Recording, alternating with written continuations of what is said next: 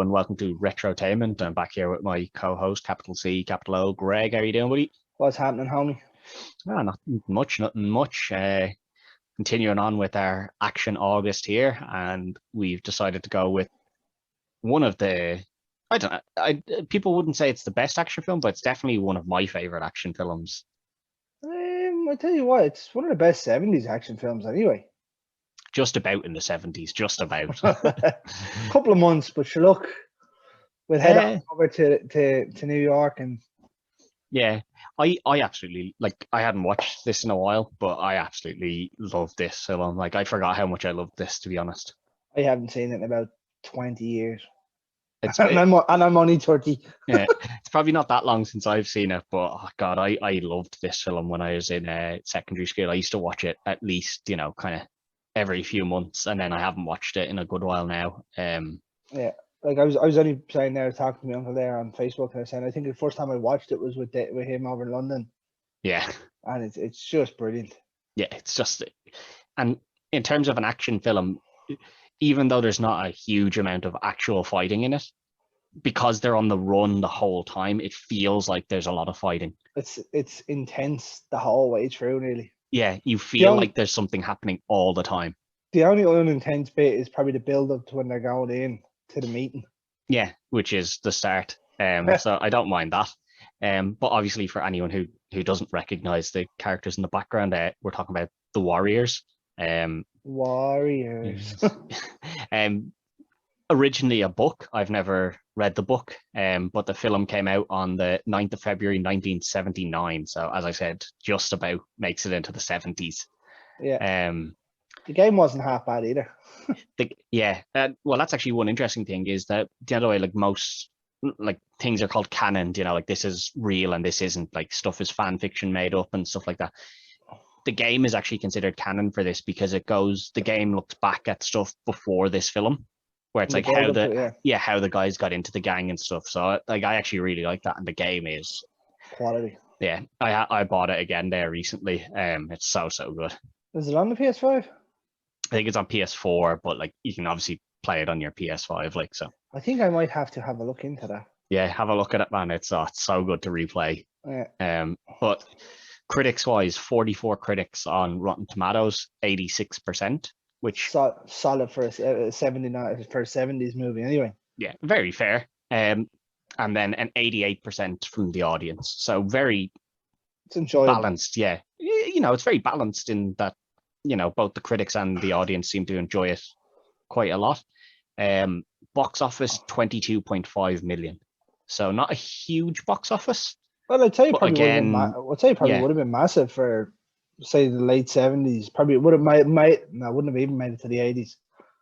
No, it wouldn't have made it to the 80s. See, it would have come out of the cinema by the summer. Yeah. So it would have missed the summer blockbusters. Yeah, which I think they probably planned because, whatever came out then.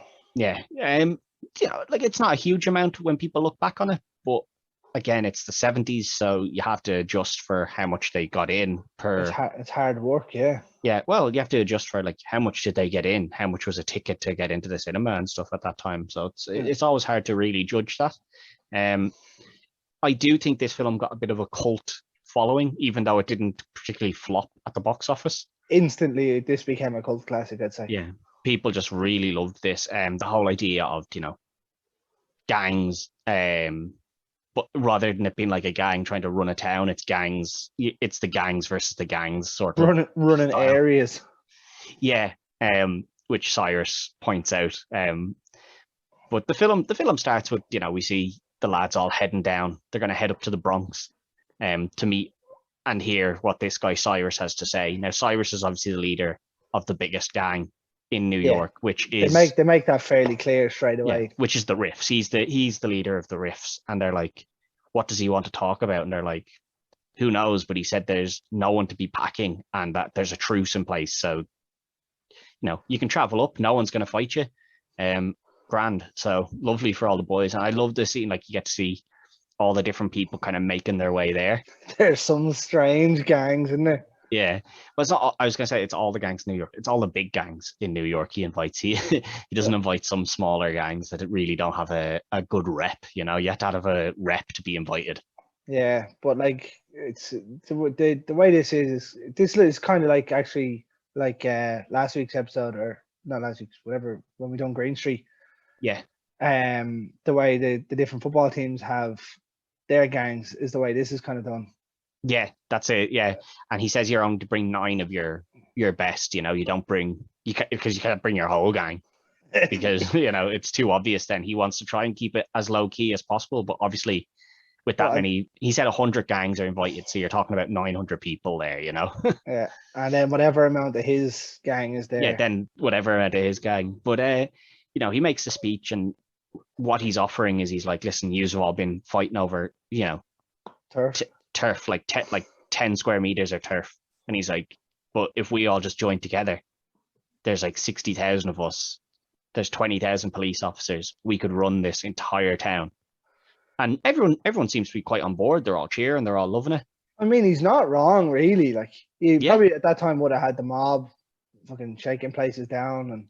And yeah, he said, you know, we can put the squeeze on the mob then because we'll have so much power with the 60,000, you know. Now, the thing is, he'd have had to be the main boss. And I don't know if that would ever have worked because would people have actually let that happen? Yeah, probably not.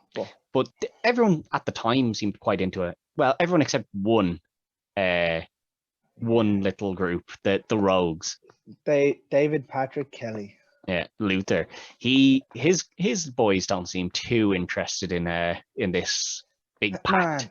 That man never happy with anything in any movie ever. He's always a dick. He's such a good dick as well. Oh, he kind of reminds you of do you remember the movie Ravenous? Yeah. You remember the man who played Reich in that, the blondie fella? Yeah. His name I can't remember now. I don't know his name. He plays an arsehole in everything. Yeah, and that's what this guy is. You know, he's just, and he has the look as well. You know, he has that real, you know, sneaky look to him, doesn't he? Yeah, like he's just an arsehole. He actually looks better with long hair as a dick than he does in certain other movies that he's in, that where he has short hair and thing. You just picture him being an absolute wank bag when he's with the long hair. Yeah, and the thing is, he's real, like, you know, weaselly looking. You know, he's like real skulking around sort of thing. Like he's never, you know, he's never at the forefront of being the bad guy. He's just like sneaking around and like making everyone else be the bad guy sort of thing. He's a master manipulator. Yeah. But as he shoots Cyrus and kills him, he gets the police show up.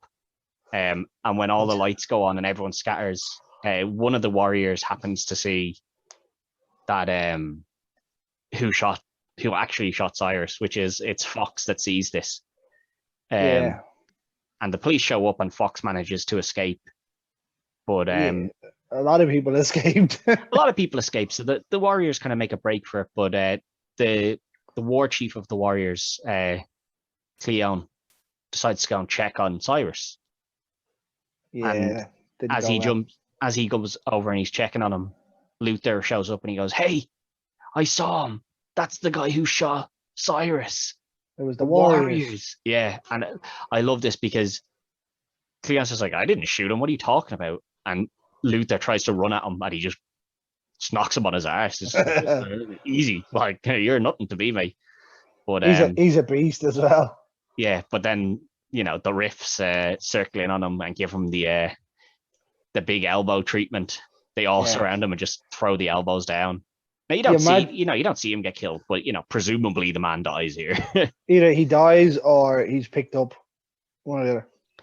Yeah, but I think he's dead. The amount of people throwing those elbows, I don't think he was walking out of that. Them all 12 to 6 elbows. Yeah. But as this happens, you know, the rest of the warriors have managed to escape. So they're down to 8 now. In the most over dramatic way ever, trying to get through a wooden fence. Yeah, kicking through this wooden fence, then running into a graveyard and hiding out in that for a little bit. I love how one of them's keeping an eye out and he's up on the big statue and he's like, yeah, train station's just over there. Yeah, it's strange because it's Remembrance they send. They're like, go keep an eye out, and Yeah. you're like, why is they sending him? Because they have another guy who's normally their scout, and you're like, why didn't they just send the guy who's normally the scout rather than the little kid? But we see here that they kind of accept that. Listen, our war chief is either dead or being picked up here, so we need a new war chief for the moment.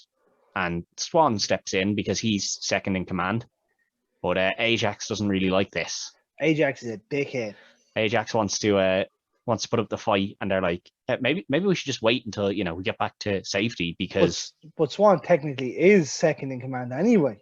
Which is what they say to them. They're like, hey, Cleon put him in second in command, so yeah, it's his. And they're like, and also we don't have time for you two to fight. We need to make it back to Coney Island. I'd say Swan would have killed him. I think it would have been a good fight. I don't think he'd have killed him easily, but I think Swan probably would have got the better of him, because Swan thinks about what he's doing, whereas Ajax is just brute strength, like just goes for it. Power. Yeah, like it works sometimes, but like when you come up against someone who thinks, they'll usually win.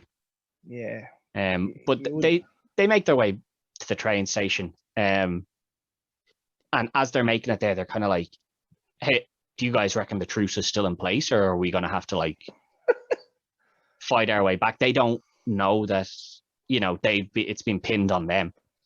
Now this here is probably where there's a very small amount of something you could nitpick at. Why doesn't Fox tell them, oh, by the way, it was the rogues, Luther shot them? He never tells any of the boys. You're just like, that's a bit, why didn't he do that? That's a bit weird. That'd be the first thing I do. I would have been going straight to the police. No, well, you can't be a rat. No, they can't go to the police, because then they'll be arrested. They're a gang. They're going to be arrested anyway. So it's just like, can't go to the police, but like you think he'd tell his boys, At least if something happened, then they could. Yeah, but if he tells them, then it's like, right, well, we can go meet the Riffs and be like, we know who shot him. Save the whole film. By the way, we know who shot him. It was your man Luther. Thanks. Yeah, and I guarantee you'll find out what bullet it was in that gun, and he has the same gun. Yeah, but for some reason, and see, like that's probably that's one thing that if you're being critical of the film, that's what you'd mark it down on, which is probably what critics did mark it down on. What else? Like where he turns around after shooting them to blame the Warriors. There's about 5 other gangs close to him and see him with the gun. Like, it's small things like that, but it's all stuff that's very forgivable in terms of the enjoyment of the film. 100%. Yeah, but they make their way to the train, and just as they're about to get on the train, we see the Turnbull ACs driving along in their car. Well, like this bus thing with like 40 lads hanging out of it, and one of them with a big 2x4. And they're like, there's our train, we need to get that. So they run for it and get chased by the Turnbulls in the car. Now, you got to be running pretty quick to outrun a car, I don't know, I'd say that car was weighed well down. It's weighed well down, but I mean, even a well weighed down car probably can do, 30, 40. They can probably do like 30 or 40 pretty easily. You got to be running pretty quick to outrun that, like, and consistent, which means like they don't get ahead of it, but it doesn't really catch up to them. So they're kind of running at that speed as well. It's like they're running. It's just like they're running, and the car's not moving, and they're not moving. Yeah, but they get to the train station anyway, and they manage to get on the train, and Ajax here is hilarious when they're all running up the stairs, and he stops and he pops out from behind the pole, and he's like, the chap is just looking for a scrap all the time. Yeah. Now the reason that the Turnbulls are out looking for them is when the Riffs are told that it was the Warriors, they send out a hit. We want the Warriors here, dead or alive, preferably alive. But if they're wasted, they're wasted. And then it's done. And they do the DJ scene where you just see her lips at the microphone. She's so good. I absolutely love that. It's so good, and the soundtrack to this is amazing as well. Like she's so good though. Like the way she changes the story for depending on the gang that they're coming up to. Yeah, it's done very, very well. It's something that WWE used for pay-per-view there recently. They had that as like the the main intro was someone doing that the whole stick that the DJ does in this. Oh, did he? Yeah, like, you know, as the intro pack, like the promo package at the start of the pay-per-view. Yeah, it was really good. Class. It's been used quite a lot. Yeah. Like the last one I noticed, like, I know it's a different kind of movie, like you could see his face now, but when you think about the pirate DJ in Eight-Legged Freaks doing the same thing. Yeah. He's filling people's heads with random stuff. Yeah. But like, I think she did, like, that scene it's done very well. Every time they escape from someone, it cuts back. Yeah.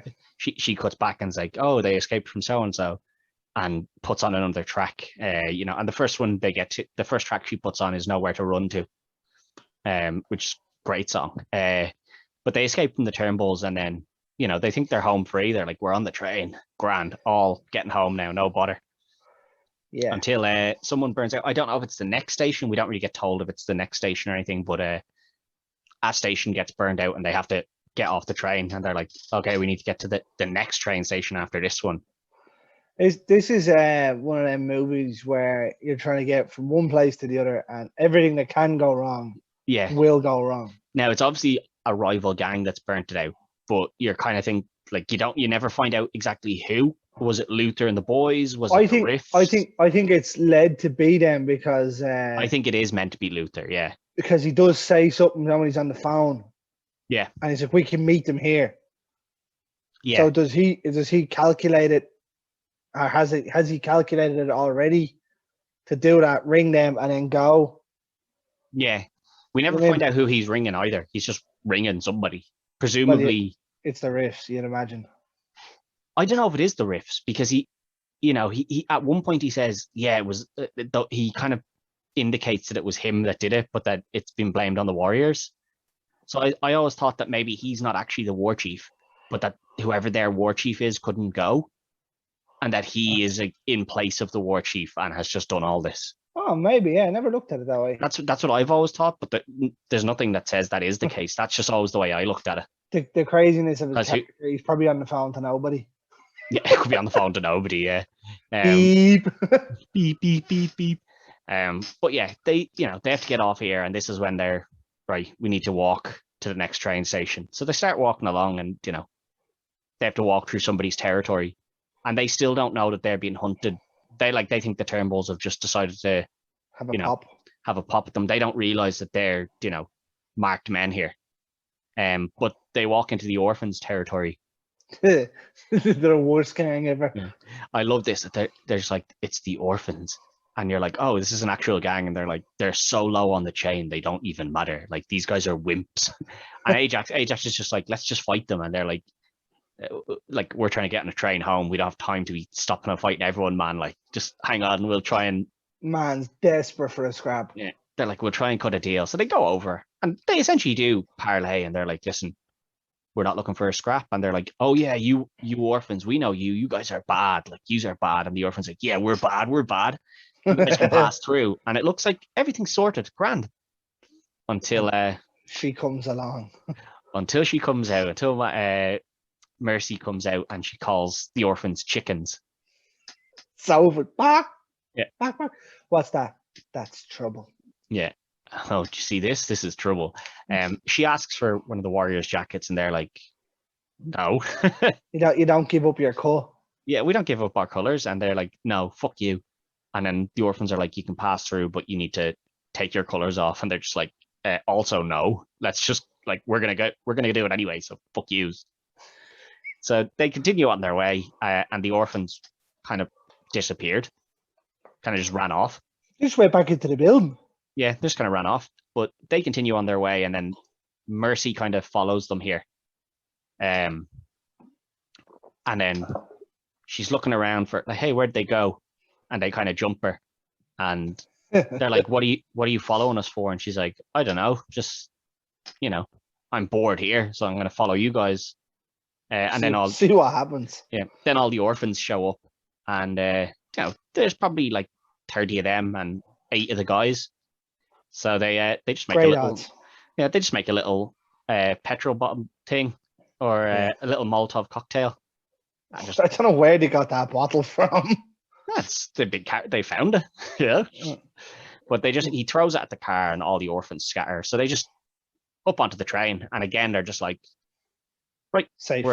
We're home free now on our train. And Mercy has been brought with them now. Yeah. So she's kind of like added to the gang a bit sort of here. I'll tell you what, right? For all the movies you see, right?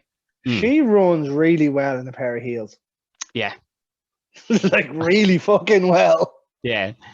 Again, the news gets back that, they've escaped from the orphans. And again, we go back to the DJ and she plays another song here. Like, and I love that this is how they do it. Every time they escape, it's back to her for another song. Like, I love how they change it to the comic as well.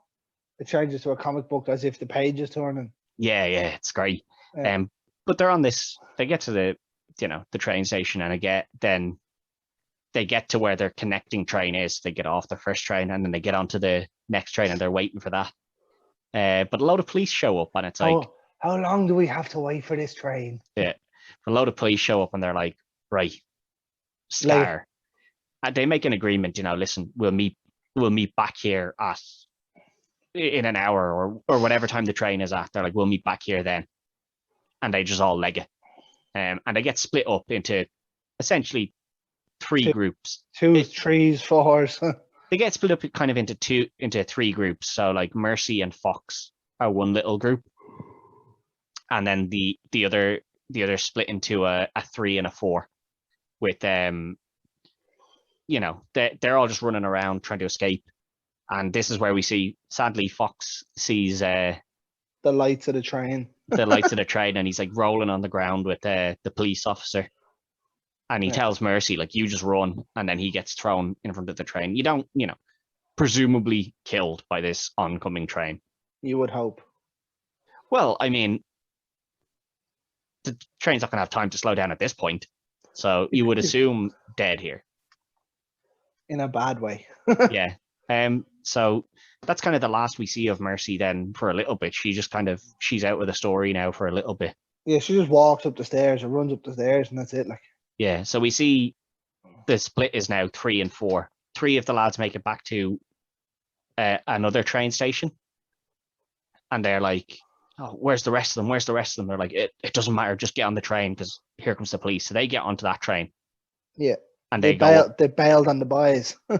Well, I mean, there was a load of police chasing them. They were like, we don't have time to go back and get the boys. The rest of the boys they get off and they get out of the train station, but they have to run for it anyway. Pirate rules. Yeah, they have to run for it. And as they're running for it is they run into the baseball furies here. This is the creepiest group you've ever seen in your life. Yeah. I love when you see them all coming out of the house though, because they're all walking out one by one. Yeah. Like you see it in so many movies, like in army movies, and like, you even see it in Lord of the Rings, when they're giving everyone their weapons. Yeah. And they're all going one by one, but they've all got the luminous face paint on, the baseball. And the bat, yeah. It's so good, isn't it? The leader of those, the way he runs with the bat, it's nearly up his sleeve. Yeah. Like a nightstick. Yeah, kind of hidden sort of thing, but not hidden because it's not up his sleeve. It's just visible there. Like, yeah, but it's running up his forearm. Yeah. But they catch up with them and they kind of get split again here. So they're split into 2 and 2 here. Well, they don't even really, because your man says to them, Ajax says to them, he says, you come with me. And they knew exactly what they were doing. Yeah. He goes, you come with me, and the two of them drift off. Yeah. They get split into like two smaller separate groups of like 2 and 2, like not split, but like they've made the decision to split to. They've gone for the old pincer move. Yeah, but as they're running, Cowboy just goes, here I'm not built for this running crack. Let's turn around and fight. And Ajax is like, oh lovely scrap, this I've been waiting for all day. I tell you what they do here really well, because obviously they've been running for ages. Like you see them and they're soaking wet from sweat, like. Yeah, and it's been kind of raining out as well a bit earlier, like. But yeah, they're all dying from sweat, like. But Ajax, he cracks the first lad pretty all right. I love how it's the leader and he kind of like fires the bat down his arm. I think that looks really good. It's obviously an easy enough thing to do, but it looks really good in a film. Like you see it in a lot of films as well. Like you see it. The main one I can think of off the top of my head is in Hook. Yeah. When he does it, he slings it out of his sleeve. Yeah, And you it's see very, you see very it in good. loads of films. Now, this is actually probably the oldest film I've noticed it in. Yeah, but I think it looks like, it's not something that's going to be difficult to do, Yeah, but it looks very good, yeah. Oh, which is it always looks slick. yeah. But and then he's kind of, as he's done it, he's kind of moving the bat side to side, and this is where you see that like as much as Ajax is a bit of a dick, he's smart in the way he fights. He doesn't just rush in. He waits for your man to make the move, ducks under it, and cracks him one in the stomach, and then takes his bat. Well, that's the only thing there, though, right? Your man's only ever going to get to swing that once before he closes the distance. Exactly, yeah. Do you know what I mean? Let him swing, stand out of range, let him swing, and once he misses, then you're in. You've got at least a second or two before he gets it back to you. Yeah, but Cowboy gets put down pretty quick. He gets a baseball bat. He was tired from all that. He was tired from all that running, Greg. He was tired. He takes one in the stomach and then the end of it to the face. Yeah, but then the other two boys, Swan and who is it? Swan and I can't think of his name. I'm trying to think who was here. It's Swan and Snow, is it? I think it's Swan and Snow. Well, Rembrandt's gone the other way. Yeah, Rembrandt's gone. Fox is dead. Cowboy's on the ground. Ajax on the ground. It's Snow. I'm fairly certain it's Snow because yeah, I think it is because the other two boys are with Rembrandt. Yeah, in the women's sanctuary. Well, they haven't got there yet, but yeah, that is where they end up being. But anyway, I think it's Snow. But the two boys show back up in the pincer move and put the baseball furies down pretty easily. I love how they take the last baseball fury that they can't keep up. He just gets clattered. Yeah, but you see, it's a pretty good little fight scene, and by the end of it, the lads have now got 4 bats between them. Yeah, it's grand. We're safe now. Yeah, and then it cuts to the 3 lads getting off the train, and they're like, "Where are the others? Where are the others?" And that's when they notice just this group of girls, and they're like, "We'll try our luck. We'll try our luck." They're like, "We'll try our luck here. We'll try our luck." But as they go over, the girls are like, "Yeah, come back to our hangout." Like, so they go back, and everything seems to be going quite well. But Rembrandt is a little bit cautious here. He's thinking there's something off here. This isn't right. And you do get a little bit of this earlier because one of the lads says, "Girls like you always have lads around. So where are they?" And they're like, "Oh, the lads went off to this big meeting up in the Bronx." And Rembrandt kind of looks at her and he's like, "We were at that meeting. And if we've got back here, surely the lads that they should get back here because we've had a hard time getting here. Hasn't been like we've been chased by the police. We've been, they've had a nightmare." Yeah, exactly. So you're kind of like, how did this happen? Sorry. He's a sketchy little fucker, though, isn't he? Yeah, he doesn't trust them. He's like, there's something going on here. So Cochise, which is the guy with the chops. No, he has like the earrings. He has like the feathered earrings. Oh yeah. It's him and Vermin. Him and Vermin who are at the girls' sanctuary. And the two boys are enjoying themselves, but Rembrandt just does not trust this at all. And your one tries it on with him, then he's like, nah. But it's a good thing that he wasn't, suckered in, because when they pull the gun, he's like, they're packing, and the lads are like, oh shit. Your one has the worst shot I've ever seen in my life. Yeah, that's the thing. So the girls that they've gone back with are called the Lizzies, which that's a pretty good name, like. But they managed to escape. The Lizzies are quite inept, like, because they're in a kind of position of power here. They've got 7 or 8 of them. The 3 lads are there, and they had the element of surprise. I'll tell you what, your one takes an awful chair shot to the face, doesn't she? Yeah.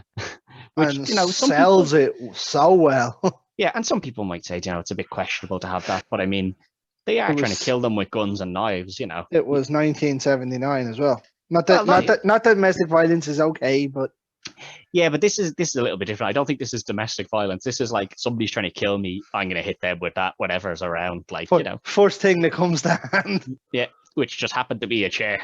And she ate it.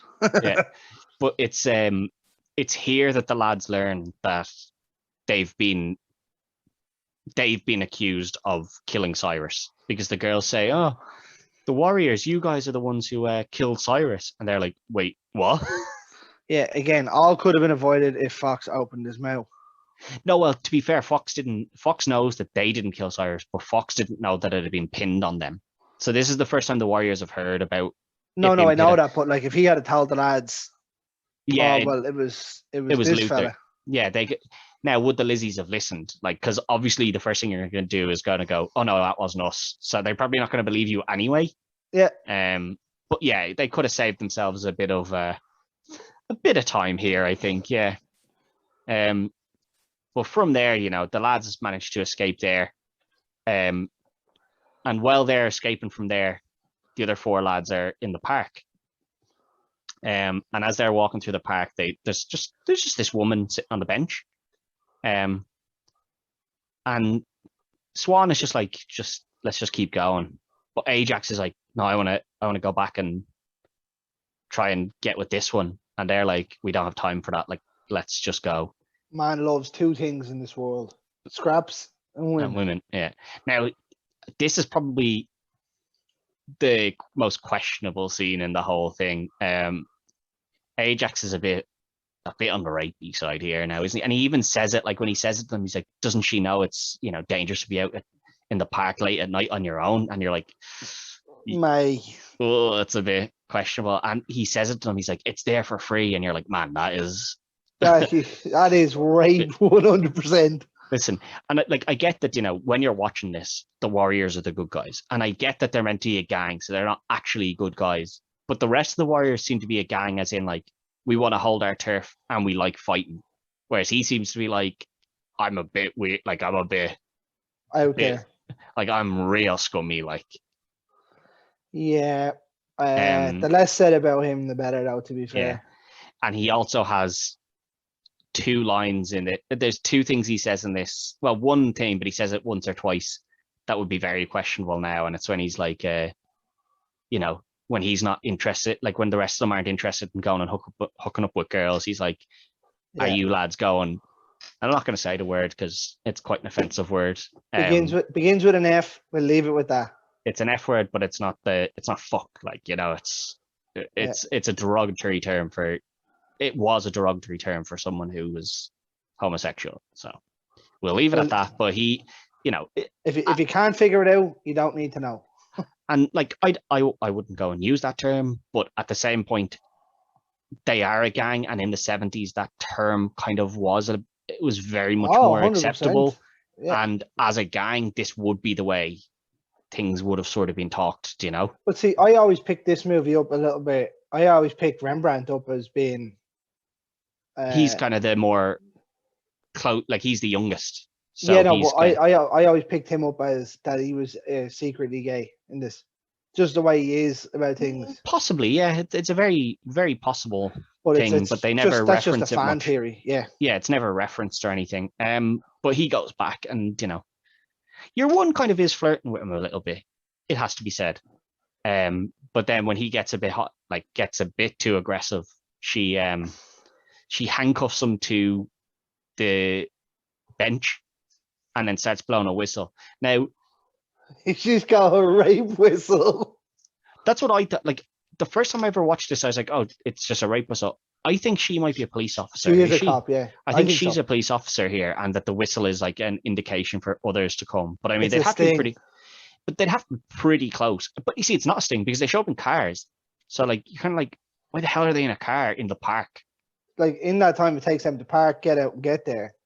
Yeah, well, they don't even park because they just drive into this park. You're just like, no, but do you know what I mean? Like in the time they should kind of be hidden around more than like that. Or because like, could you imagine he decides, well, fuck it, I'm just gonna do it anyway. Yeah, exactly. They don't say that she's a police officer, but I think that is the point. I always took it that she was a cop, undercover cop. Now as all that's happening, the 3 lads have walked on, but Snow and Cowboy say we can't leave him behind. So they go back to try and tell him to come on, and Ajax is right. I'll go on, or sorry, not Ajax.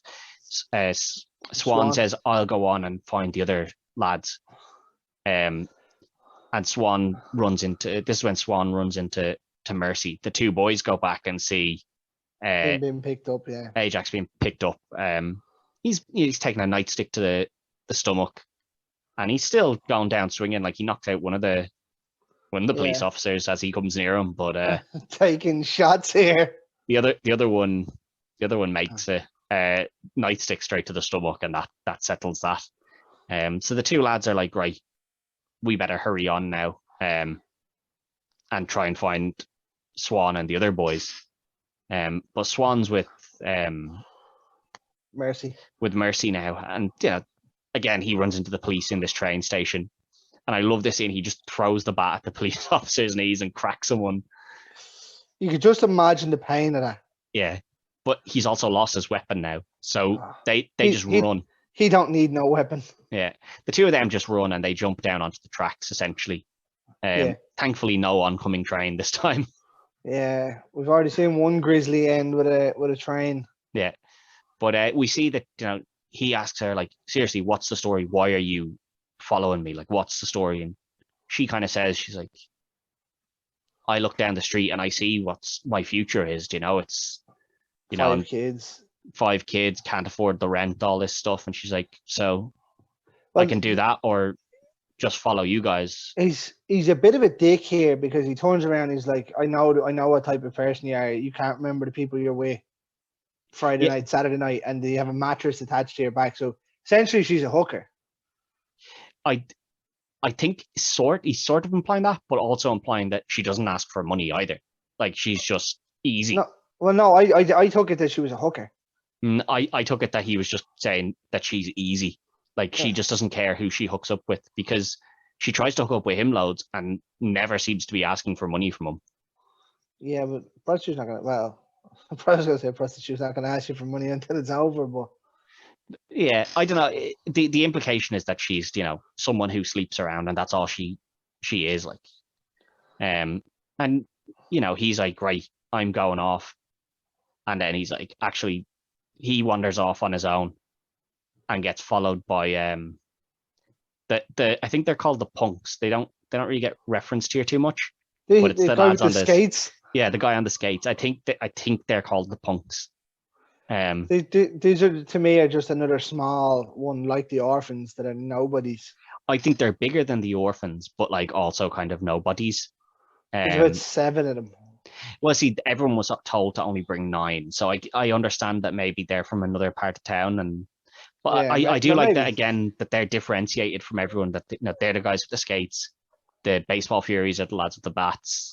Everyone has like all the groups have like something that differentiates them. Yeah. But yeah, he walks off and Swan is like down in the train station, and all the other lads have met up in a different part of that train station. Yeah, Union Street. Yeah, all the rest of the boys are back together, and they're like, right, we better go find Swan. Yeah. So they go off to look for him, and he's standing there, and Mercy comes over and she's like, those guys are following you. And he's like, I know they're following me, but now they know that I know that they're following me. You know that I know that they know that he knows. Thankfully it doesn't go on too much further than that, but before a fight breaks out, he sees the rest of the warriors come down, and he just says to them, he gives them a nod in one direction, they look over, and then he gives them a nod towards the men's jacks. So like, don't let them see you. Go hide in there. Yeah. Very smart play. It was brilliant, yeah. It was just the no movement. It was just yeah. But the lads go into the jacks, and then he says to her like, come on, and she's like, you change your mind a lot, and he's like, just shut up and come on. And she's like, I can't go in there, it's the lad's badge. Man comes out and he's like, really? Vermin just whoop. Little bit rapey again there. Sort of, but I think in this sense he's just like, shut up, come on, like it was a comical bit there, really though. I think this is less about anything to do with hooking up with her. Oh yeah, no, this is them just being like, there's no doubt a fight's about to break out, shut up and come on. Yeah, there was no doubt that it's not about hooking up. But it's just funny because you see him popping out and he's like, yeah. Thankfully there's only 6 of them left, because there was only 6 stalls in there. Well, then again, you could have put one on the far side. Possibly, but there was 6 lads in the stalls, so they go in there. I love this. The lads are he's like looking under and this is a thing that's in the States where they have this big gap at the bottom. Yeah, I don't know what that is. There. Do you know what that? Over here have it as well. Do you know what that's for? If you get stuck, if the door locks and you can't get out. If you get stuck, but I mean, just climb over it, like, or just whatever. But like, it just allows somebody to get look under it. It's so weird. Yeah. Especially especially even to the side of you, there's gaps. I can kind of understand it in like primary schools where it's like you'd have it there because if a kid gets stuck, they're not going to be able to, figure out a way to get out. But like, this is a train station. Like, it's a bit weird. Yeah, no, but even over here they have them gaps. Yeah, it's a bit weird, but it is what it is. But they look under, and all the lads are sitting there with their feet up on. Used in every horror movie you've ever seen when they're in the bathroom. They're either sitting there or they're standing on the toilet seats, ducked down. Yeah. But the lads are like, right, we'll open this one because somebody puts their feet down, and they're like, that's the Rembrandt. one. Yeah, well, we don't know it's Rembrandt at the time, but we know somebody's in there. They put their feet down, so they're like, right, this one. But the lads go to check every stall as well. Yeah, they knew they were all there, and they knew. Yeah, they must have known that. They must have caught a sight of them as they walked in. Well, I'd imagine they'd have had to because they had to cut across. Yeah. So I mean, possibly, if they didn't see them. Yeah, it would have been a bit silly. But the lads just kick all the doors open, and this is probably one of the best fight scenes in the whole thing. This fight scene here in the toilet. Yeah, their lads are just battering everyone around. And what I like is that the Warriors don't win this one easily. Like all the other fight scenes, they've kind of won quite easily. Yeah, they battered the baseball Furies. They just kicked the Orphans was the nothing. Yeah, like they kind of won all the other ones fairly easy. This one, it's like they take their punches. They get thrown into the stall. Was a cowboy that was fired into the mirror over the sink? No, Vermin. Vermin's fired into. Cowboy does a good job here. Cowboy is the one who back body drops your man through the door into the jacks. Coachie's batters the lads around. He does serious fighting here. I don't think he gets punched. He's like the main man here. Yeah, to notice in all the fights, it's always someone different is the main. Yeah. The main one, like. Yeah, they all look out for each other. If one of them's on the ground, another one will come over and help them, like a proper gang mentality, like. Yeah. But yeah, and we see Mercy kind of does her bit here. She's like bites your man on the shoulder, gives him the old Luis Suarez. Right in the trap. Yeah, but they get away from that, and then they get on the train, and they get on the train home, nice and safe. Everything looks grand. The one thing I do like here is that they have the kind of they're not prom. It's a prom, but it's also, I think it's implied that they're kind of rich. Two rich boys and girls, and they're well dressed and everything, and then they look across and they see her with it pans down to her feet, and her feet are dirty, and her face is dirty, and then she goes they walk through the train station. Yeah, or they walk through the train tracks. I think the point is that she's probably always kind of a bit like that, is kind of what they were implying, is like that she's poor, like, and she goes to like fix her hair, and Swan is just like, don't bother, like nothing is going to happen for you here, like. But she, although out of the 3 girls that were there, she's still the better looking one of the 3. But she's like, you can see that it like affects her. She closes her eyes and she's like, she's sad about, she looks at them and she's like, that's the life I want. Yeah. And you can see it in, what I like is that the 4 of them that are sitting there are like, we need to leave now. They do, but they're not like, we need to leave because we're afraid that anything's going to happen to us. They're like, we should leave because, we're depressing these people. Like, we've come on and we're having a great time, and they're after being in fights, they look like they're quite poor, and we're sitting here having a great time in our nice suits and dresses, and the corsages. Yeah, and I think it's a really, they're like embarrassed about how well off they are, because they're only like kids in this, they're not, they're only about 16 or 17. Yeah, so they're like, this is mommy and daddy's money. It's not something I've earned, so they're kind of like embarrassed, and they get off. I think it's I think it's a really nice touch. It's, not a big thing in it, but I think it's nice that they're like, this is the difference in the class sort of thing here. I do love that he stops her fixing her hair though. Yeah, he's just like, don't try and make yourself something you're not. Something you're not. Like, just, you're never going to be one of them sort of thing. Accept life, and that'll be it. But they get off the train, and it looks like they're back in Coney Island. They feel they're going to be safe here, and this is when we get the really iconic scene from this film. Well, I love here that where he gets off and he's like, "This is what we fought all night to get back to." Yeah, he's just like, I can't believe we just want to get back here, but but it's where we get the iconic scenes. The 3 bottles clinking on your man's fingers. It's just the most annoying noise. And his voice is so annoying as well, isn't it? Yeah, it's perfect. But did you notice the louder he got, the more his voice kind of breaks into it? Yeah, and it becomes squeakier, and he can't hold it the way he held the first one. Yeah, it's great though. It's warriors come out to play. Yeah, and every time he keeps saying play, it keeps changing because it keeps breaking. He can't do it, but I love that he keeps clanking the 3 bottles together. You know what? I completely forgot he does the bottles when I was watching it, right? So when it started coming on, do you know the way he does the bottles beforehand? I was like, what the fuck is that noise? Yeah. I thought it was something out my back garden or something. It goes on for ages before he says anything. He's just sitting there doing it. Yeah, he's just sitting there doing it. Yeah. But the lads are, Swan goes, right, we'll get down onto the beach here. And they get down onto the beach, and he says to him, like, right, what's the story? Why did you kill Cyrus? Now, this bit's a little bit strange because I don't know where they learned that he killed Cyrus. It's because he pulls the gun out. No, because he hasn't pulled the gun out yet. That's the thing. They just seem to kind of know that he's killed Cyrus. And you're like, why do they? Maybe they're just trying to get the information out of him. But why do they have that information at all? No, but maybe they're just trying to, as in, bluff it out.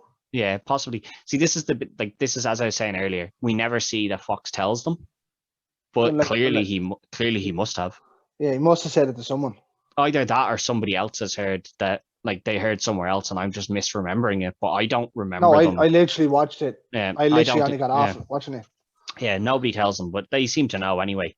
But while all this is happening, somebody has gone to the Riffs, and they're like, this guy says he saw who actually shot Cyrus. And the Riffs are like, oh, okay. Grand. So the Riffs make their way down, towards Coney Island while this is all happening. But Swan just turns around and he goes, listen, we'll go for this 1v1. If I win, you guys leave. And Luther just pulls out the gun and he's like, you can't beat me. And he's like, I love it. He's like caressing the gun, He's a real insane motherfucker in this, isn't he? Yeah. I think, to me, the way it looks, it's like Heath Ledger based a lot of the Joker movements off him. I think he did as well. There's parts of it, like the way he is in his head, just kind of drifting around and things. And it's it's the caressing of the gun, and then there's that little scene where they're at the petrol station, and he's like eating the bar, and your one is like, your one's like, hey, who's gonna pay for that? And he just or you guys need to pay, and he just like throws it back at her, and he's like, for what? Not the 8 bars that your man just picked up. Yeah, or the fact that they've just got petrol in their car. Like, none of that matters to him. He's completely insane. And the other guys, like one of the boys in his gang is like, what if they find out it's us? And he's like, who cares? You're like, oh, like, they're gonna kill you if they find out, man. Like, yeah. And then he goes to shoot and he flicks the knife away. He steps to the side. Yeah. But what I like is he's like, why did you kill Cyrus? And he's like, he's just kind of like, no reason. I just like doing stuff like that. You're like, you just like doing things like that, do you? You just like doing things like, I'll just shoot this guy. I'll just kill this guy in this like massive meeting with hundreds of like nearly 1,000 people. Like, yeah, that's a good idea. With no backlash, and then just try and frame somebody else. Yeah, good thinking, pal. But yeah, then Swan takes the step to the right and just fires the switchblade at him straight into his wrist. Oh, it looks so painful though. Yeah, and the scream he gives for it is incredible as well. Like, Yeah, he's a good actor, David Patrick Kelly or David Patrick Thomas, whatever his name is. But he like, and I like that he's like he's just like on the ground the entire time, and he's like whimpering. You know, did you notice though? Like he has his hand, so he's holding it like that, but it's like his hand has gone dead. Yeah, like his hand is gone. It's just, but I like that he's whimpering. He's not like crying and he's not like screaming in pain. It's like he's whimpering, like, you know, like he's a coward, like, you know. Oh yeah, he's a little rat. Yeah, and that's when we see, as we said that earlier though. He's like that in everything. Yeah, and he does it very well. Yeah. But we see the Riffs walk down the beach, and they're just like, the Warriors turn to them like, "Are you guys here for us?" And they're like, "No, we had it wrong. You Warriors are good, real good." Yeah, the and best. Swan, that's why I love Swan turns back around. He's just like, the best. Okay, I mean, your man's paying you a compliment. You don't have to be like, yeah, we're the best. I know he's got home, like, lads, but the best of a lot there though is when you see the Riffs walking down the beach, they angle themselves towards the Warriors, and you're like, oh, shit's still gonna go down here. Yeah, but then the Riffs split completely to let the Warriors walk through. Yeah, I love that. He just kind of goes. Yeah. And I love that Luther's on the ground here, and he's still like, no, it was them. It was the Warriors. And then they just close in on him. Yeah, and you hear him scream like really loud, no! so good, like. Yeah. But presumably they get killed. You know, theoretically, it probably should only be him. Yeah, but I think because the rest of the gang stuck with him. Yeah. Guilty by association. Yeah, well, you know, your gang did it, you know. You could have walked away from him. You know, you could have left the gang. Which is how the Warriors are formed, by people leaving a different gang. By Vermin and Cleon leaving a gang, and then they formed the Warriors. So, you know, they could have done that. They didn't. And if they did leave, they could have gone and told them, like, by the way, man, it was your man Luther. So if you didn't turn your back on the gang, then you're guilty by association, I'd say. He shot that motherfucker good. Yeah. And they all, you know, they passed the gun to him, and they must have known the plan, you know. Yeah. Like, it's a pre-planned thing that they're gonna.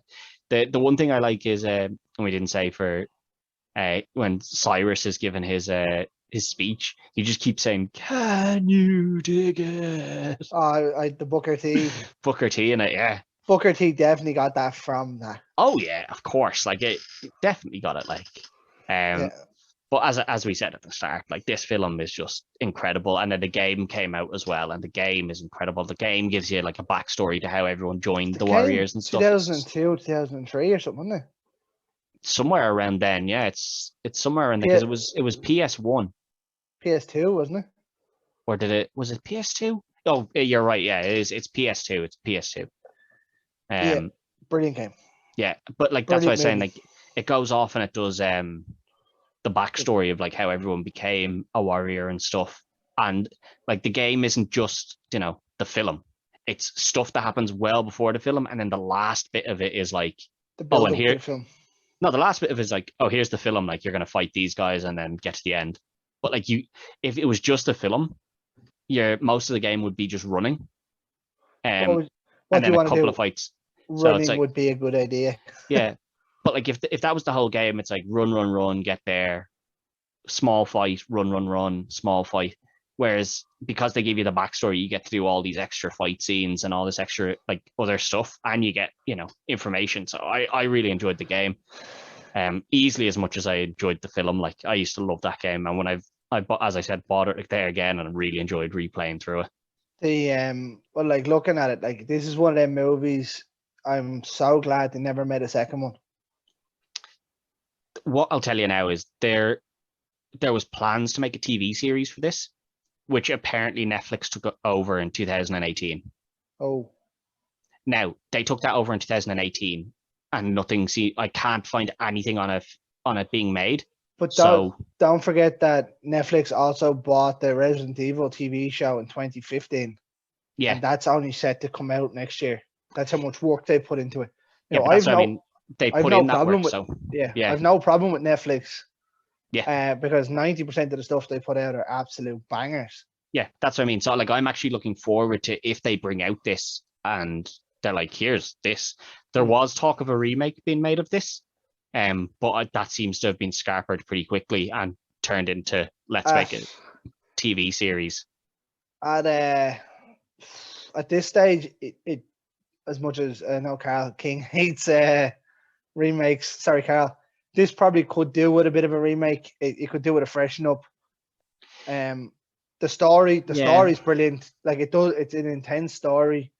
Like either you're gonna remake it and remake it well, or don't remake it at all. See, the problem is if you're gonna remake it right and you're gonna make it in a more modern time, you can't because everyone has a phone. No, but you could still set it in the 70s or the 80s. Possibly, you know what I mean? I don't think. Yeah, you could, but I don't see why. Like, if you're going to do that, there's probably not much point in it. Look at the way they filmed American Gangster. Yeah, I know, but like, if you're gonna remake it and reset it in the 70s, I'm kind of like, is there a point? I think some of the things like you'll never see this on the TV now. No, this is you know, you either own this or you buy it to watch it somewhere. And then that's one of the reasons is like the fight scene with the women. Yeah, I know it is what it is, and then the references to her being and you know, prostitute or whatever, and the very rapey kind of scenes and stuff, and you know, that would have been like at the same time as we said, like this is a gang, you know, they're not meant to be nice people either. It does show the gritty side of it though, which I do like. But it implies the gritty side. It doesn't really show it, thankfully. Yeah, no, but that's what I mean. Like you see the gritty side, they're building up to pretty much going to rape you one on the bench. Yeah.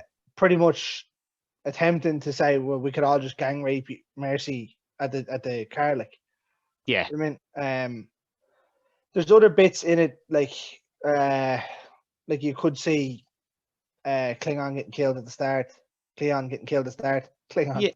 Yeah. No, like they could go with stuff and make it, you know, like where you actually see the people getting killed, and like they could change it. But for me, I'd be like, if you're gonna set in the 70s again, there's probably not much point. Like the film is so good and it's got a cult following.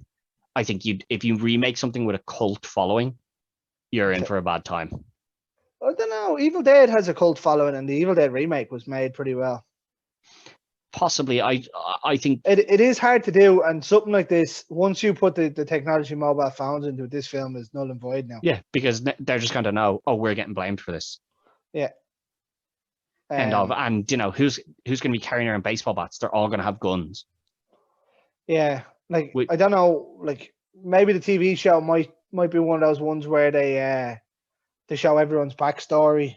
Yeah, see, that's what I think the TV. I know there was a second book written after this, which is called Jailbreak, which is them getting Ajax out of prison. Leading there. So they go back to get him out of prison, but in that they also go back to like stuff in the past, like as you know, flashback memories. So like, I'm up for a TV show being made, because if you make a TV show, you can still set it in the 70s. But also not have to do exactly what was done in the film. You know, you can go off with a different way, or what happens after the film happened, you know, and stuff like that. Like you can do something with that. I'm not really up for this being remade. I don't think you can remake it the way it was made, so I just don't think you should try. Yeah, you're probably right. As I said though, like it either needs to be remade and remade well, or not remade at all.